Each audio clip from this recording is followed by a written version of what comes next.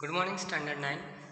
Today we are going to read our third topic in past tense, and its name is past perfect tense. In our previous video, we have learnt about simple past tense as well as past continuous tense. So in this video, we will learn past perfect tense. So I would like to start the video by the identity of past perfect tense. Past perfect tense की वाक्य की identity क्या होती है वो पहले देखेंगे हम लोग। जैसे आइडेंटिटी में यहाँ लिखा हुआ है, वाक्य के क्रिया के अंत में चुका था, चुकी थी और चुके थे लगा होगा। जैसे मैं पत्र लिख चुका था, जैसे मैं पत्र लिख चुका था। ओके, वह सो चुकी थी, तुम घर जा चुके थे। तो जैसे ही वाक्य हम पढ़ रहे हैं, जैसे यहाँ एक हमारा वाक्य है, मैं पत्र लिख चुका था या वह सो चुकी है, ये हमारा एक वाक्य है। तो वाक्य में इसमें क्रिया क्या है? सोना क्रिया है, ठीक है। और इसके अंत में क्या लगा हुआ है? चुकी थी, यानी सोने का कार्य हो चुका है, ठीक है। Now let's see its structure. इसकी स्ट्रक्चर्स क्या होती है? In the positive sentence the structure would be like subject plus had plus V3 plus object. Like I had written a letter, जैसे मैंने पत्र लिख चुका था। Okay, in this sentence I is considered as subject, I is the doer of action, had is helping verb, written is V3 and object is a letter. As we can see in the rule we have to use V3। Verb का third form use करना है हमको। Past perfect tense में हमें हमेशा verb का third form use करना होता है। Likewise you had gone to house, go का V3 gone. She had slept, she sweats without object, object is missing here. Okay, so this sentence is also correct. Okay, वह सो चुकी थी, ये भी अपने आप में एक सही वाक्य है।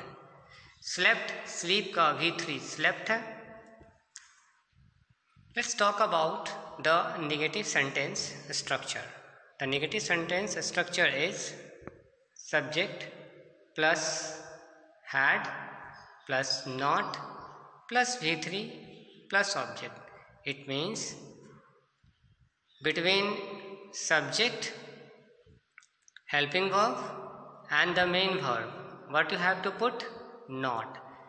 helping verb और main verb के बीच में हम लोग क्या लगा देते हैं? सिर्फ not लगाते हैं। सो यही हमारा एक स्लाइटली चेंज होता है निगेटिव सेंटेंस के वाक्यों में।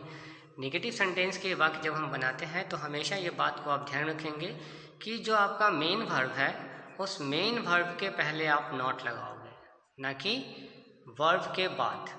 अगर इस वर्ब के बाद लगाएंगे not, that would be wrong. Okay, so let's see the example. I had not written a letter, मैं पत्र नहीं लिख चुका था। You had not gone to house, तुम घर नहीं जा चुके थे। शी हैड नॉट स्लेप्ट, वह सो नहीं चुकी थी। Okay, now we will talk about the interrogative structure. So here it is, students, interrogative structure of past perfect tense. Had, in the beginning of sentence what we have to put? Had. After had, subject. After subject, verb, verb's third form. Then after, object. And at the last of sentence don't forget to mention question mark. Okay, so ये हमारा structure है। Had plus subject plus V3 plus object और question mark. Examples, had he gone to market, क्या वह बाजार जा चुका है, सॉरी क्या वह बाजार जा चुका था। Had she written that letter, क्या उसने वह पत्र लिख चुकी थी, क्या उसने वह पत्र लिख चुकी थी। Had I talked over the topic, क्या मैं टॉपिक के ऊपर बात कर चुका था, क्या मैं टॉपिक के ऊपर बात कर चुका था। So in this sentence had is helping verb, he is subject, gone is V3, to the market is object, and at the last of sentence question mark. As we can see here, in all the sentence we are seeing the question mark. सभी वाक्यों के last में question mark लगाना बहुत ही ज़्यादा जरूरी है, क्योंकि ये इंट्रोगेटिव सेंटेंस है और इंट्रोगेटिव सेंटेंस में क्वेश्चन मार्क लगाना बहुत ही ज़रूरी होता है, बहुत बच्चे भूल जाते हैं। So don't forget that. Okay, so that's all for today students. Be safe and keep learning.